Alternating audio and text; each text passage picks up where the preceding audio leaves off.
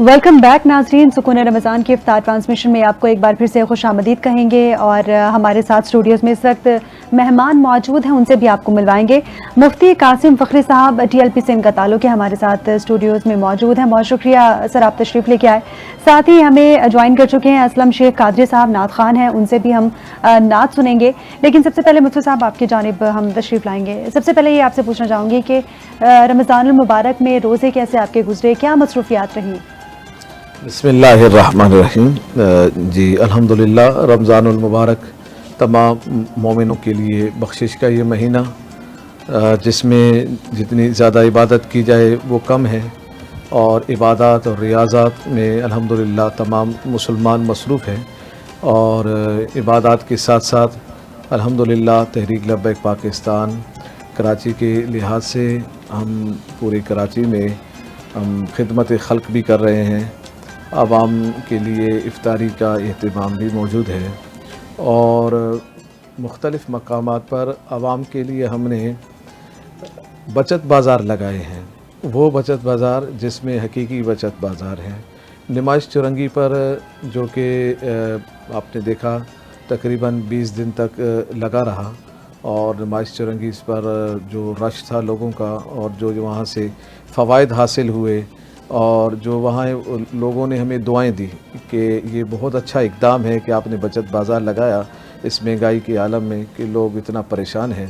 اور ہم نے ایک کراچی کی باقی بھی مختلف جگہوں پر بچت بازار لگائے تھے، مرکزی طور پر نمائش چرنگی پہ لگایا ہوا تھا۔ اچھا، اس سے بچت بازار میں الحمدللہ اللہ رب العزت کی فضل و کرم سے لوگوں کو بہت سہولیات ملی، بہت آسانیاں ملی۔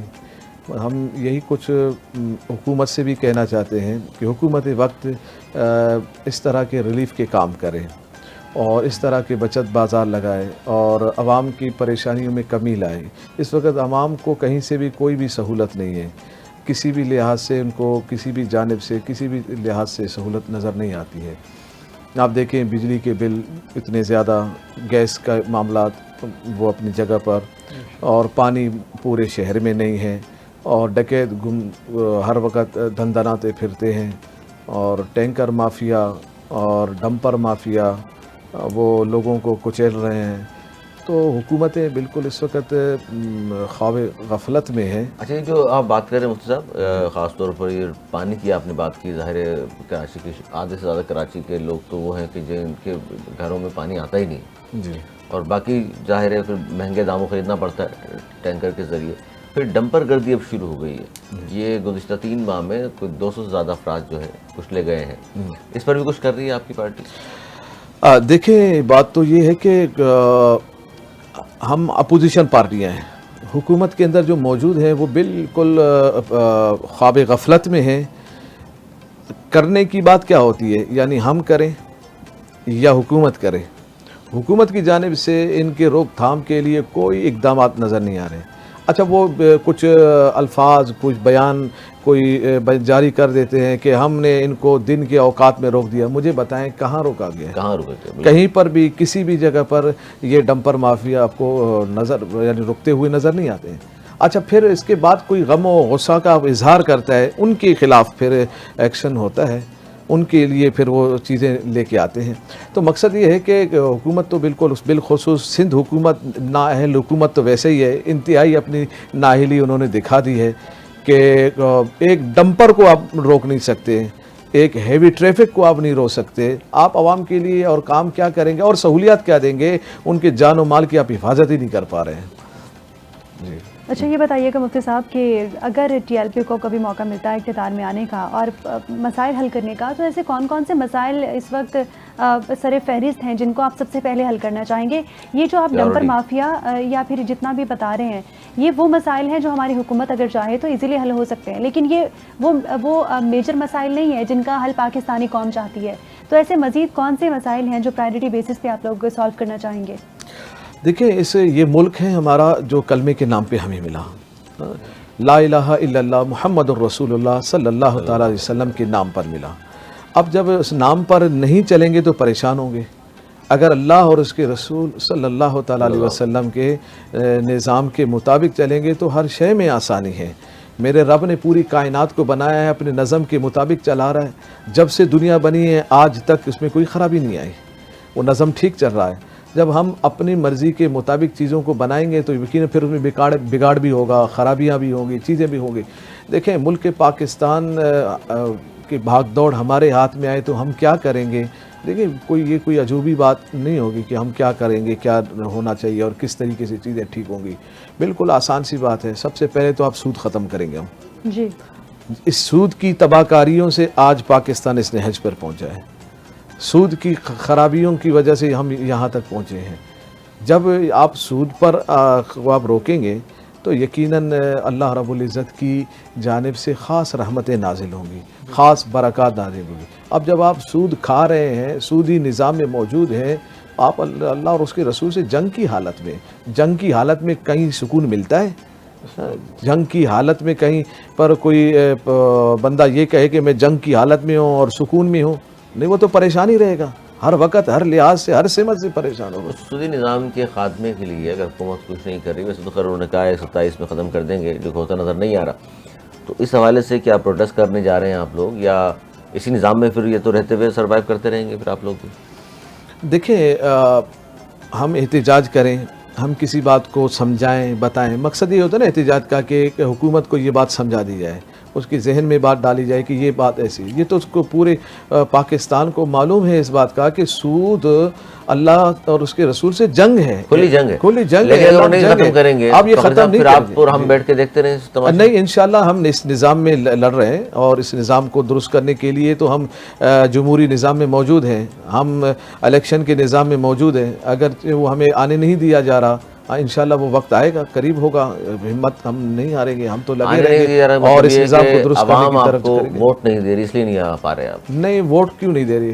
عوام؟ اگر ہمیں یہ بات تو بالکل آسان ہے، آپ ذرا دیکھ لیں کہ ہمارے اندر خرابی کیا ہے کہ ہمیں لوگ ووٹ نہیں دیں گے۔ زرداری کے اندر کیا اتنی اچھائیاں ہیں کہ اس کو لوگ ووٹ دیں، یعنی پیپلز پارٹی کو یا نون لیگ کو یا ایم کیو ایم کو یا دوسرے تیسرے پی ٹی آئی کو؟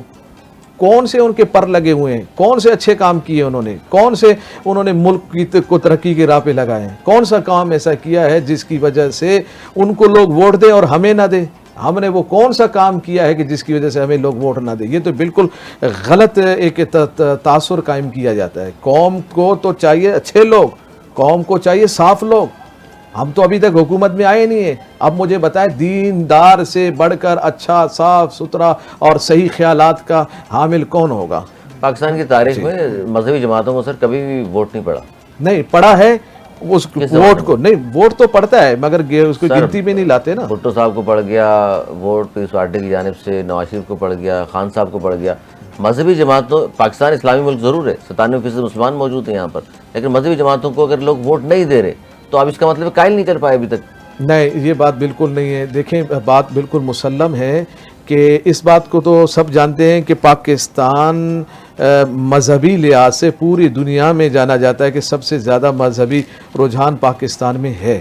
اور آپ دیکھیں، میں اگر آپ سے پوچھ لوں، میرا سوال آپ سے ہو کہ آپ چاہتے ہیں کہ میرے حبیب علیہ السلام کا نظام، یعنی نظام مصطفیٰ صلی اللہ تعالی علیہ وسلم، جس نبی کا ہم کلمہ پڑھتے ہیں، اس نبی کا نظام اس ملک میں آئے؟ کون شخص نہیں چاہے گا؟ بس اب مجھے بتائیں کون شخص ہے جو اس نام پر ووٹ نہ دے؟ یقیناً ووٹ بھی دے گا، اس حوالے سے یقیناً ووٹ تو بہت کم ہے، چھوٹی سی بات ہے، تو اس نام پہ تو لوگ اپنے جانے دینے کو تیار ہیں رسول اللہ کے نظام کے لیے۔ دی ہیں، دیں گے اور انشاءاللہ دیتے رہیں گے۔ جی بالکل۔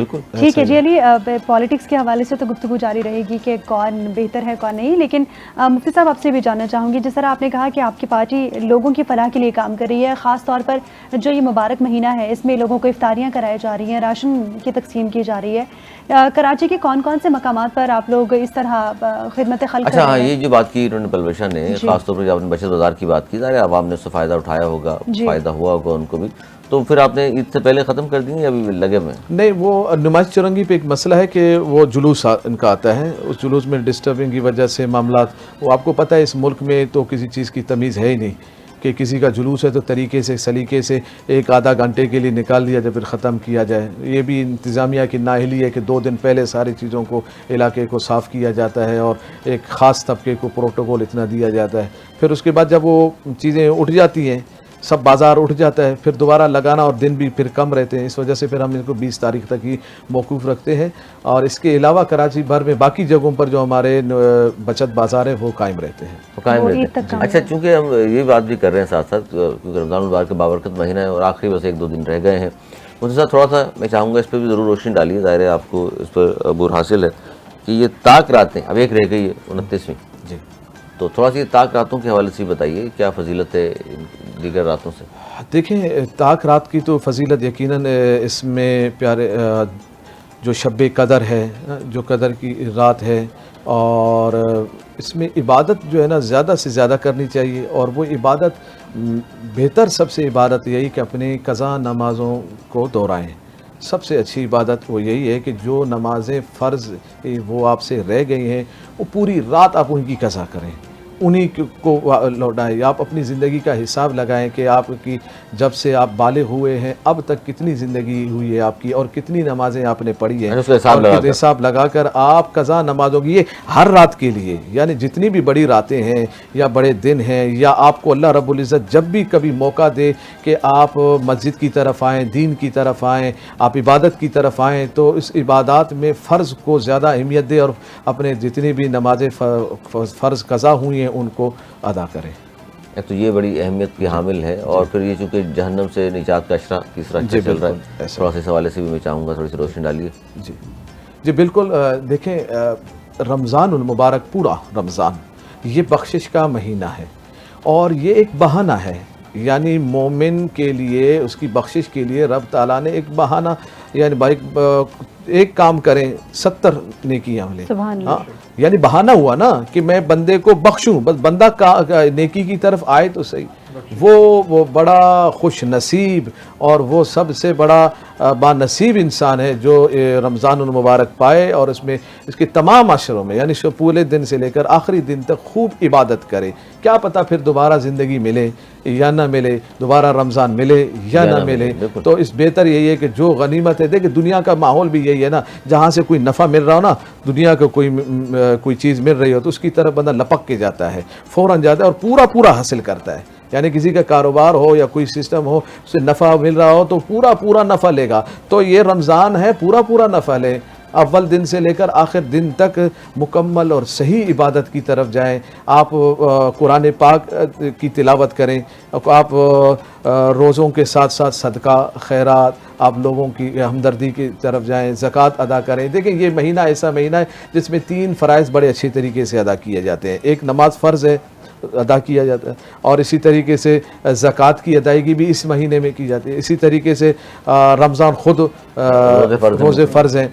तो ये 3 ऐसे फ़राइज़ हैं जिनकी अदायगी रमज़ानुल मुबारक में होती है, और इन तीनों पर ही ज़्यादा ज़ोर दें, इन तीनों को ही ज़्यादा अदा करने की कोशिश। नमाज़ें मैंने बताया जैसे क़ज़ा हो गई हैं तो उनको लौटाए। इसी तरीके से अपने जो सदका है, ज़कात है, ज़कात का हिसाब किताब आसानी भी इसी में होती है कि याद भी रहता है कि मुझे ज़कात कब अदा करनी है। वो माह रमज़ानुल मुबारक एक तयन किया जाता है। फिर जब आप वैसे अगर आपने 1000 रुपये ज़कात दिए तो ज़कात तो जो आपने अदा कर दी उसका सवाब जो 1000 का आपको मिलना था वो तो मिला, मगर रमज़ान में वो डबल मिलना है, इसलिए इसमें ज़्यादा अदा बढ़कर भी मिलना है। बिल्कुल। और मतलब आपकी क्या आम दिनों से रूटीन और रमज़ान मुबारक में रूटीन चेंज हो जाती है? देखिए, इबादत के लिहाज से तो सबकी रूटीन चेंज हो जाती है। सहरी में सबको उठना होता है, हाँ, सब वही रूटीन उसी लिहाज से होता है। तो हम अहले इल्म हैं, दीन से ज़्यादा हमारी वाबस्तगी है, तो उस लिहाज से हमारी चीज़ें फिर मदारिस की मसरूफ़ियात और तरावियों की मसरूफ़ियात और साथ में शबीनों की मसरूफ़ियात और लोगों को इफ़्तार कराना, सहरी कराना, दर्स देना और कुरान पाक की तालीमात को आम करना, तो यकीनन हमारे आम दिनों से ज़्यादा फिर मसरूफ़ियात में इजाफ़ा हो जाता है। फिर साथ में हम सियासी मामलात सारे देखते रहना और फिर सियासी उतार चढ़ाव, ये सारी चीज़ों को देखना और अपनी पूरी तंजीम को वक्त देना, तो यकीनन इसमें हमारी ज़िम्मेदारी मज़ीद बढ़ जाती है। डिफ़िकल्ट होता होगा टाइम मैनेज करना, क्योंकि ये सारी चीज़ें ज़ाहिर है। हाँ जी बिल्कुल। बस देखें, अल्लाह रब्बुल इज़्ज़त बरकत दे देता है और टाइम मैनेज करते हैं, फिर उस लिहाज से चलते हैं। चलिए अरे यहाँ पे एक नात भी ऐड कर लेते हैं। हमारे साथ असलम शेख कादरी साहब मौजूद हैं। नात रसूल मकबूल सल्लल्लाहु अलैहि वसल्लम के लिए मैं उनसे कहना चाहूँगी, सल्लल्लाहु अलैहि صلی اللہ تعالی علی محمد صلی اللہ علیہ وسلم۔ فاصلوں کو تکلف ہے ہم سے اگر، ہم بھی بے بس نہیں، بے سہارا نہیں، خود انہی کو پکاریں گے ہم دور سے، راستے میں اگر پاؤں تھک جائیں گے، فاصلوں کو تکلف ہے ہم سے اگر، ہم بھی بے بس نہیں، بے سہارا نہیں، ہم مدینے میں تنہا نکل جائیں گے، اور گلیوں میں قصداً بھٹک جائیں گے، ہم وہاں جا کے واپس نہیں آئیں گے، ڈھونڈتے ڈھونڈتے لوگ تھک جائیں گے، جیسے ہی سبز گنبد نظر آئے گا، بندگی کا قرینہ بدل جائے گا، سر جھکانے کی فرصت ملے گی کسے، خود ہی پلکوں سے سجدے ٹپک جائیں گے، نام آقا جہاں بھی لیا جائے گا، ذکر ان کا جہاں بھی کیا جائے گا، نور ہی نور سینوں میں بھر جائے گا، ساری محفل میں جلوے چھلک جائیں گے، اے مدینے کے زائر خدا کے لیے، داستان سفر مجھ کو یوں مت سنا، بات بڑھ جائے گی، دل تڑپ جائے گا، میرے محتاط آنسو چھلک جائیں گے،